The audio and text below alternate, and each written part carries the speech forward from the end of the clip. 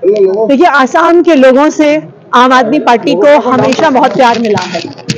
चाहे गुवाहाटी में हुए म्यूनिसिपल इलेक्शन में हो, चाहे पहले आसाम के अलग अलग हिस्से में म्यूनिसिपल इलेक्शन में हो, आसाम के लोग आम आदमी पार्टी से पर भरोसा करते हैं। और इस बार यहाँ पे हम 2 लोकसभा सीट्स लड़ रहे हैं और मुझे पूरा भरोसा है कि जिस तरह म्यूनिसिपल इलेक्शंस में भी आसाम के लोगों ने हमें अपना प्यार दिया, अपना आशीर्वाद दिया, उसी तरह से आने वाले समय में अच्छे स्कूल्स के लिए, अच्छे हॉस्पिटल्स के लिए, ज़्यादा अधिकार के लिए आसाम के लोग आम आदमी पार्टी को। हाँ, ये थोड़ा दुख की बात है। ये दुख की बात है कि जब देश भर में अलायंस हो गया ऑपोजिशन पार्टीज में, तो आसाम में भी होता तो अच्छा रहता।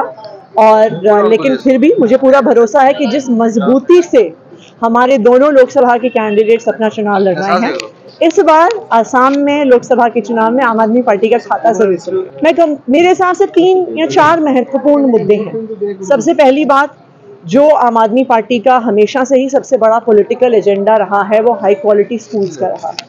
आप आसाम में देखिए, पिछले कुछ सालों में 8,000 से ज़्यादा स्कूल बंद हो गए हैं। कहते हैं कि सरकारी स्कूल में बच्चे नहीं आते। क्यों नहीं आते सरकारी स्कूल में बच्चे? इसलिए नहीं आते हैं क्योंकि सरकारी स्कूलों का इतना बुरा हाल है। आप अस्पतालों में जाइए, आप हेल्थ सेंटर्स में जाइए, वहाँ पे दवाइयाँ नहीं हैं, डॉक्टर नहीं है, वहाँ पे हार्ट ठीक नहीं। नंबर तीसरा जो इम्पोर्टेंट मुद्दा है, वो चाय बागान में काम करने वाले लोगों के अधिकारों का है, उनकी मिनिमम वेज का है। आज भी वहाँ पर चाय बागान में 250 रुपये महीने, 250 रुपये दिन के आधार पर पेमेंट होता है। आप दिल्ली में देखिए, दिल्ली की देश के हिसाब से हाईएस्ट मिनिमम वेज है। जब अरविंद केजरीवाल जी की सरकार मिनिमम वेज बढ़ा रहे थे, तो बीजेपी ने इतना विरोध किया, एलजी साहब ने इतना विरोध किया, हाई कोर्ट तक गया, सुप्रीम कोर्ट तक गया, लेकिन लड़ झगड़ के दिल्ली में हमने मिनिमम वेज बढ़ाया है। उसी तरह से आसाम में भी मिनिमम वेज चाय बागान के वर्कर्स के लिए बढ़ाया जाएगा।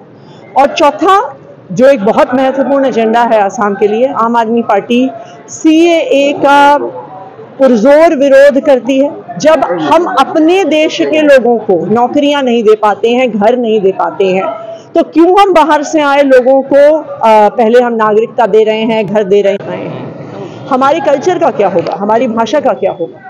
तो ये हमारे इम्पोर्टेंट मुद्दे रहेंगे आने वाले चुनाव में। और मुझे उम्मीद भी है, मुझे भरोसा भी है कि आसाम के लोग, डिब्रूगढ़ के लोग, सोनितपुर के लोग आम आदमी पार्टी पे अपना भरोसा रखते हैं। देखिए, चुनाव से पहले जो स्कीम लॉन्च होती है, हमारे देश के हर वोटर को उसकी सच्चाई पता होती है कि आज चुनाव से 2 दिन पहले, 4 दिन पहले, 5 दिन पहले हेमंत बिस्वा शर्मा जी की सरकार आज तो आई नहीं है। अगर उन्हें वास्तविक तौर पे महिलाओं के लिए काम करना होता, गरीबों के लिए काम करना होता, तो उन्हें चुनाव का इंतजार करने की क्या जरूरत थी? वो पहले ही कर सकते थे। एक चुनी हुई सरकार में पार्टी स्कीम के आधार पर वोट मांग रही है, नई स्कीम के आधार पर वोट मांग रही है, इसका मतलब ही है कि उन्होंने कोई काम नहीं किया है। अगर उन्होंने काम किया होता तो अपने काम के आधार पर वोट मांगते। जैसे अरविंद केजरीवाल दिल्ली में जाके अपने काम के आधार पर वोट मांग रहे हैं, हेमंत बिस्वा शर्मा जी नहीं मांगते।